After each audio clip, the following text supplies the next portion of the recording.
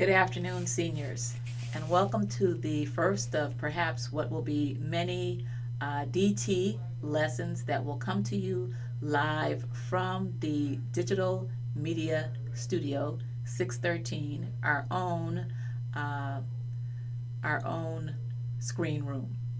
So today I want to introduce design thinking to you. You will have an opportunity to share questions through the chat box that has been sent with the link. We're going to do a quick overview of design thinking, show you a few design thinking projects, hopefully give you an opportunity to think about projects that are important to you, and then to end with a Google survey where you will input your passions and then also what you consider your strengths. When we look at design thinking, generally speaking, they are projects that involve several individuals with different strengths. And the different strengths are important because when we form a team, we don't want everyone with the same types of strengths or bringing the same strengths, if you will, again, to the project. So let's go ahead and get started with design thinking. And then again, as I said, if you have any questions, you can share those through the chat. Today we're going to do the introduction, do some brainstorming, and then we may not have time to form our groups, so we'll look to do that tomorrow or Thursday. We're going to start with a quick little video on design thinking.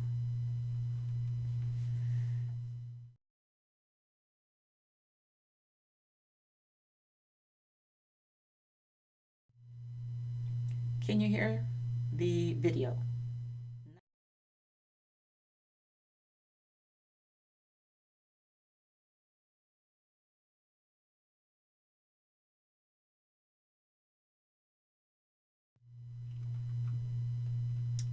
One more time.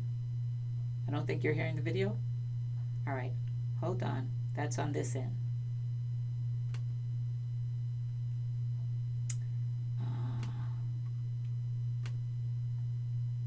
Have you noticed that the world is full of problems? There are big, hairy problems, like poverty and disease, and small annoyances like misplacing your keys. However, the geniuses at Stanford have come up with a process that will broaden your perspective and help you create better solutions no matter the type of problem. This process is called design thinking, and it's here to change the way you tackle problems. Design thinking encourages people to explore new alternatives, creating options that had not existed before. Design thinking is successful because it focuses on the needs of the user. It's more than just good ergonomics, it's about understanding the context and culture of the stakeholders involved. This understanding is found using direct observation and qualitative data, which produces stories that people can really empathize with. Once the research is conducted, the problem solver is more apt to define what the real problem is. After diagnosing the true problem, it's time to ideate or brainstorm new ideas without the constraints of existing solutions.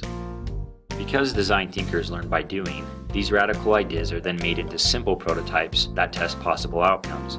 Rapid prototyping speeds up the innovation process because we only learn about the quality of our ideas when we test them in the real world. The process of ideating, prototyping, and testing is repeated early on so that mistakes are quick, cheap, and ultimately lead to success. So, why design thinking?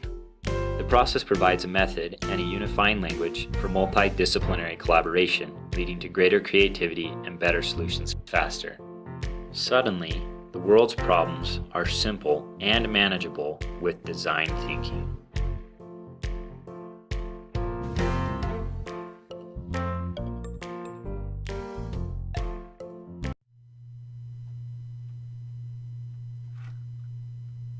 All right, so design thinking actually has 5 phases. The most difficult phase is the first phase, called discovery. In the discovery phase, you actually have to identify that problem that you're passionate about solving and then formulate it in a question. And that's where the difficulty comes in. Really understanding your question and putting it in a format such that it is a question. Now, once we have that question, then we need to identify who are our end users, Who are we solving this problem for? And then we begin something called building empathy. We have to understand our end users as much as we can, and that comes from interviewing them, reading about them, and learning about what the experts know about our end users. So that's the discovery phase in a nutshell. There's a little more to it. We don't need to get into that today. But that is the most critical phase, because from that, everything else will be built. And when we do the discovery phase, for many, it is agonizing, frustrating, because formulating that question can be challenging. And design thinking is messy work. It's what we call messy work because it does not come in a cute little package with the A, B, C, D steps. Once we get through discovery, then we're on to interpretation. And that means that all of that information that we gathered in the discovery phase from our end users, by reading about our end users, by meeting with experts, by reading about what the experts have, we take all of that and we start to interpret it. That means we want to understand what all of that information means. We analyze it, we share out our ideas around it, and then we report back in what we call a story format.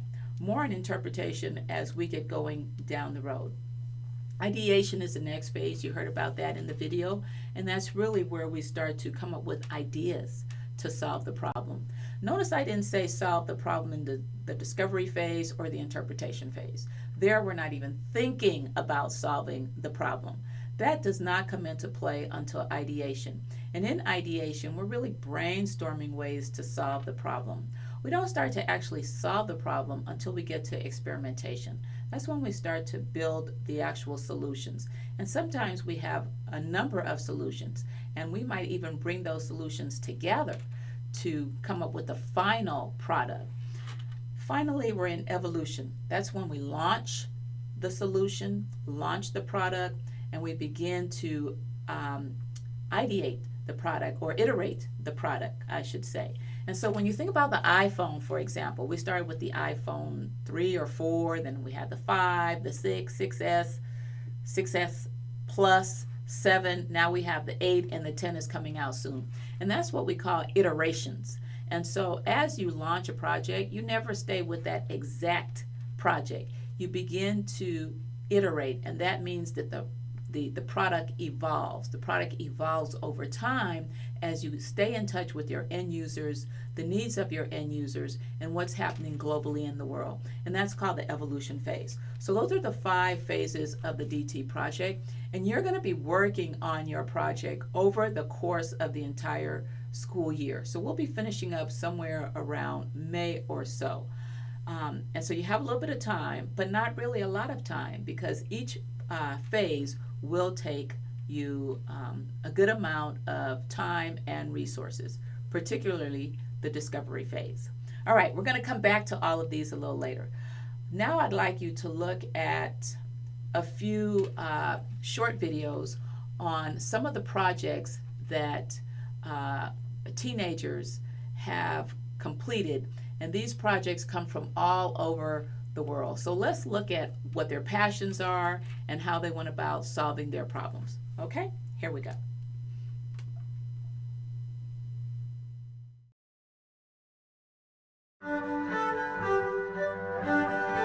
The guiding value in reaching our goal truly is focus. You have to get rid of distractions.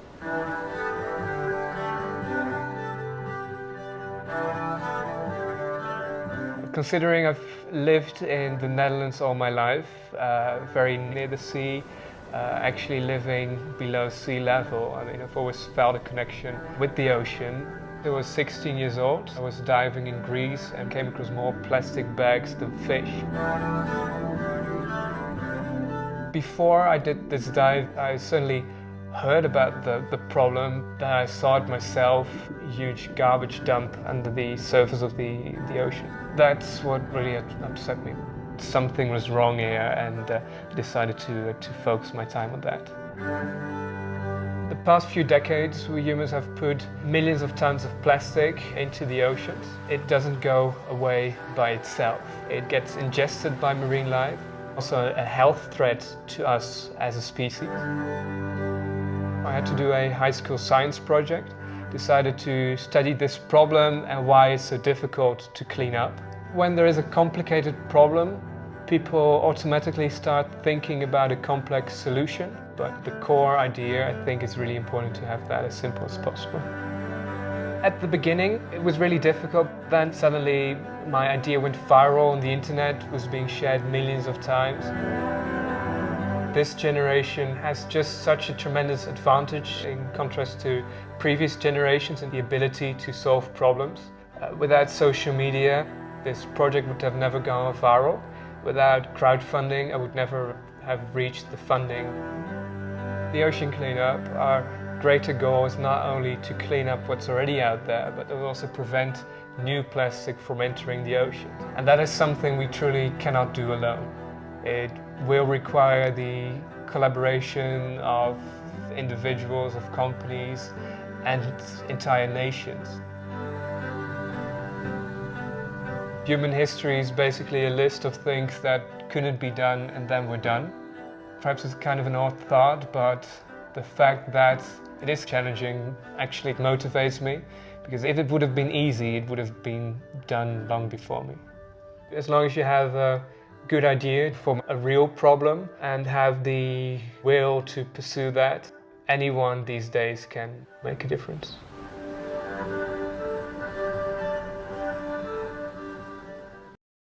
All right. I want you to now take a few minutes in your studios to think about what you heard, what information there is useful to you or that you think might be useful to you as you move forward with your design thinking projects. So we're just going to take about 3 minutes for discussions in our studios and chart those out for me. We'll be back at 2:19.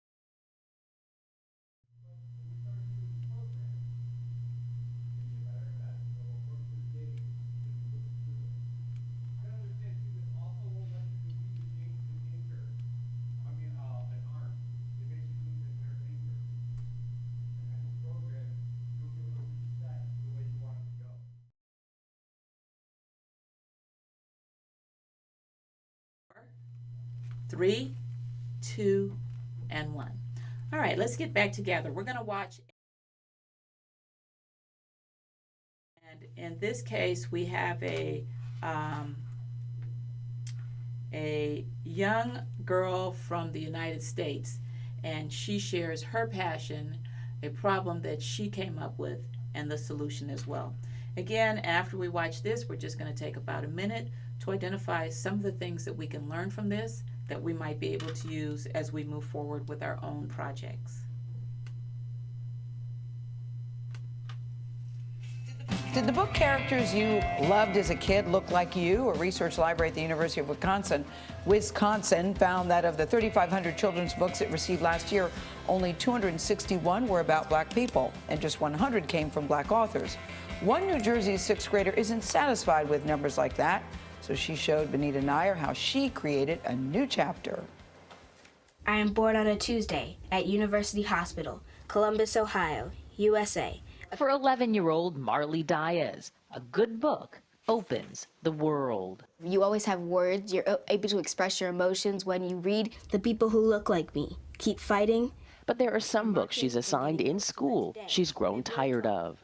The books were just mainly about white boys and dogs. I read Shiloh, Shiloh 1, Shiloh 2, Shiloh 3, where the red fern grows, and a bunch of other ones. I'm sick of it. Marley wanted books she could relate to, with characters like her. So I just went to my mom, and then she told me, well, what are you going to do about it? And that's kind of how the book drive started. The idea was simple but ambitious, to collect 1,000 books about black girls. And we started posting pictures on Instagram of me holding black girl books and pretending to read them. And then we added the hashtag, and now it's become a full-on book drive. How did you come up with the hashtag? Well, we know that social media is like the main outlet for us to get anything that we want now, so it needed to be fun, catchy, and just something easy to remember. So we wanted 1,000 books, and we wanted them to be black girls, so you just kind of smack them together, and you've got a hashtag. Were you ever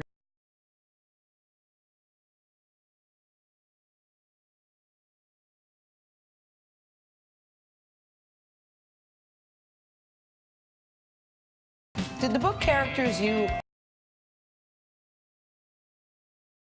And then we added the hashtag, and now it's become a full-on book drive. How did you come up with the hashtag? Well, we know that social media is like the main outlet for got a hashtag. 100%. Placed with Everybody. that led to appearances My show, then homework, but that's all right. So did you guys just decided to start putting them on the floor? Yeah, it's kind of easier to organize them. The books began arriving and stacking up. When we visited, Marley had collected close to 1,300 of them. Do you have a favorite book that's come in? Yes. So in the giant stack right there, Brown Girl Dreaming by Jacqueline Woodson. Woodson, who won both the prestigious Newbery Award and a National Book Award for Brown Girls Dreaming, knows the importance of identifying with characters in a book. Seeing a story on the page about a black child. A primary school where my mother is from, and it's going to be my first time going to like rural Jamaica where she's from. This campaign started. And last week, that's what they did. Marley and a team of volunteers gave away the books she collected to Jamaican children, many of whom had limited access to books.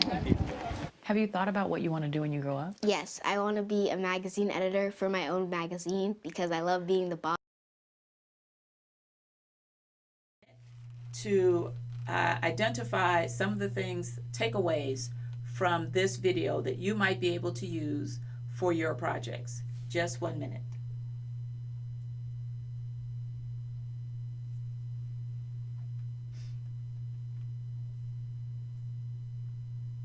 So we should be sharing and charting additional ideas.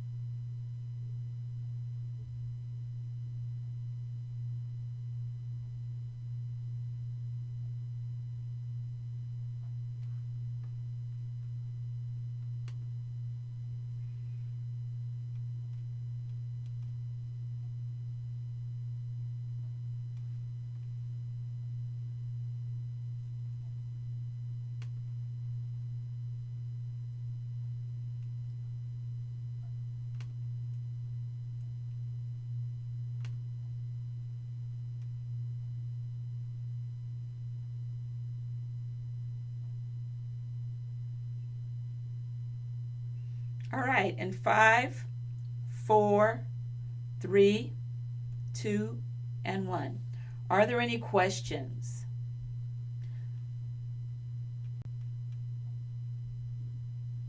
Okay, I don't see any questions. We're going to go into our last video, and the purpose of these videos is to provide you with some inspiration so that you understand what is possible, and truly what's possible.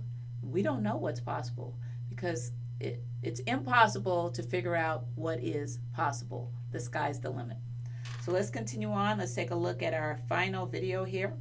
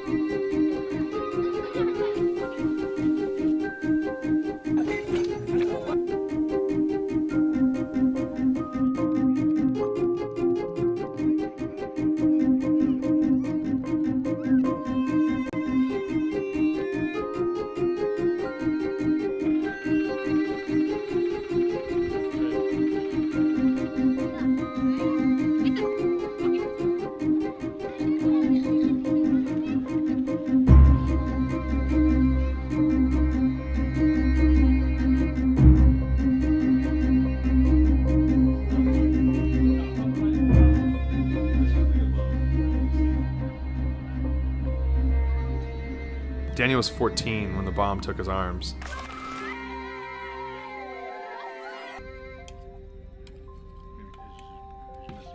I read the article about him and had to help.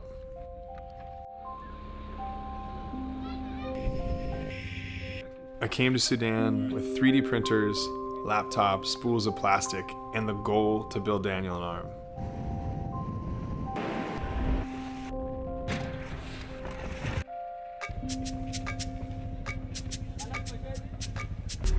You ready?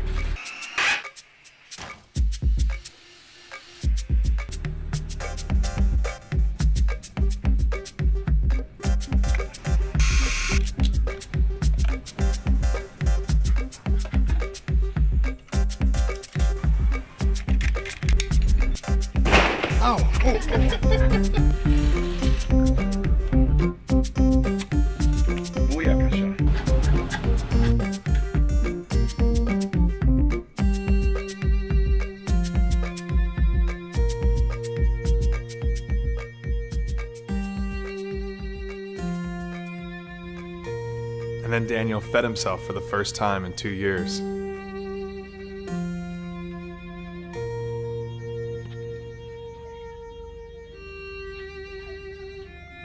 But it's never about just one person. You just double click. This is the hand, 90 degrees.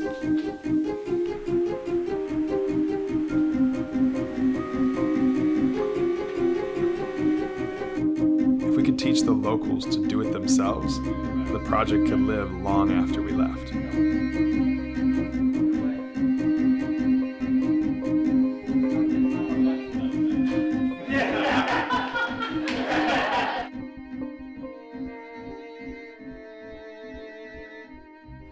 And it did.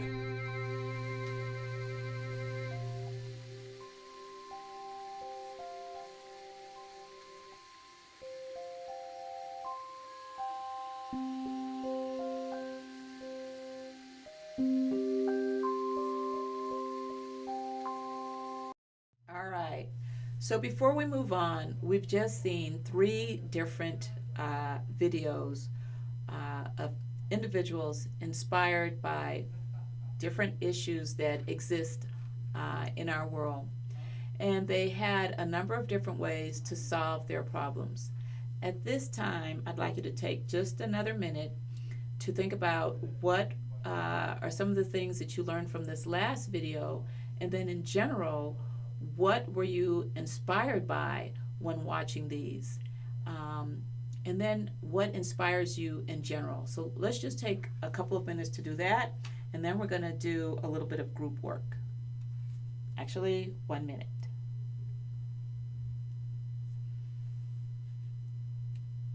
While you're doing that, I'll check to see if there are any additional questions. No questions.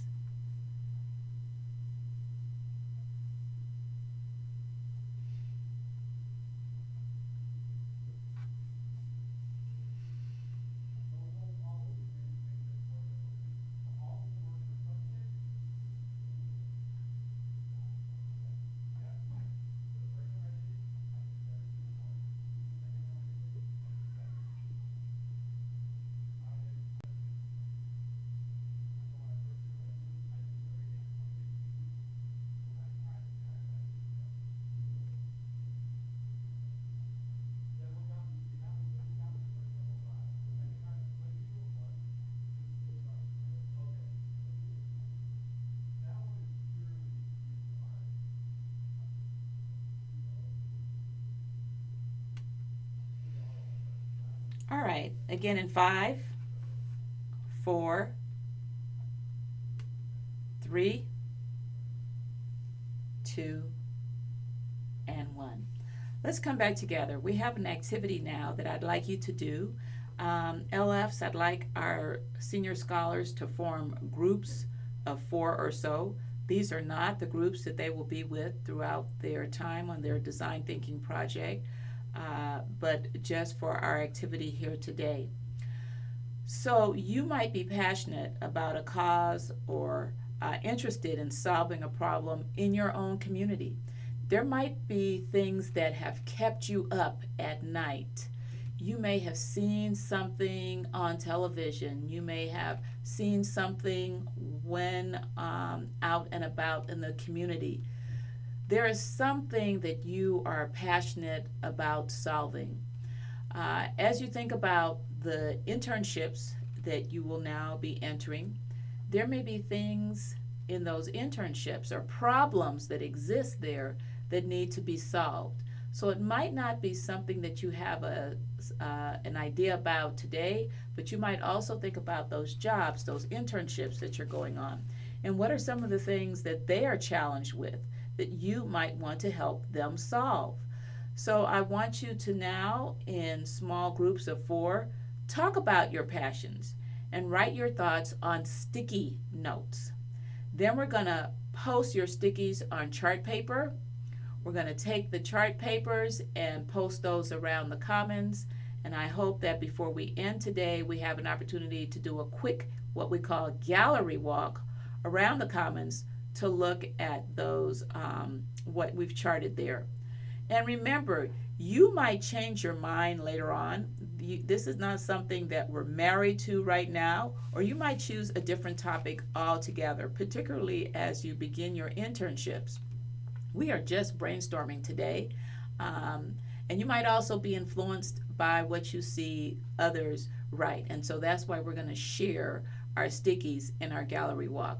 We, again, don't have a lot of time. I'd like you to take about 20 minutes or so to do this piece of our presentation today. And then we have a survey. And I'd like to end on that survey today, if I can bring that up. And so I'd like to end using this Google Form survey. I believe that your LFs have it. And before we leave today, take some time to fill that out. We're going to be looking at both your strengths, things that you believe you're great at doing, and then also some of your interests. So that'll be the last thing that we do, the passions there. All right, I want to thank you for your time today. I want to thank Mr. Russell for the behind the scenes work. I want to thank Ms. Woods for coming up with this idea. And so now we're going to take a little time. We're launching our DT project today, and we have about 8 months or so to work on this. We don't know what's going to come of it. We have no idea of what you are going to create. But what I do know is that you are all brilliant. You are all capable of doing great things, and I look forward to this journey with you, to producing whatever is in store for us in the future. All right, take care. Signing off.